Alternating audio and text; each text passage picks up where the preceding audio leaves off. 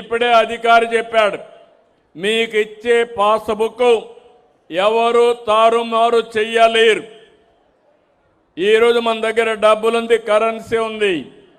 ఆ కరెన్సీకి ఏ టెక్నాలజీ వాడతామో అదే టెక్నాలజీ మీ పాస్బుక్ వాడాం. ఎవరు కూడా తారుమారు చేయడానికి అవకాశం లేదు. ఇంకో పక్క మీ అందరినీ భాగస్వాములు చేశాం. సమస్య శాశ్వతంగా పరిష్కారం కావాలి. ఆ సమస్యను శాశ్వతంగా పరిష్కారం చేయడానికి మీ ఈకేవైసీ తీసుకుంటున్నాం. మీ ఆధార్ తీసుకుని మీ ముందరిని సర్వే చేపిస్తాం. సర్వే చేసిన తర్వాత మొత్తం రికార్డు తయారు చేస్తాం.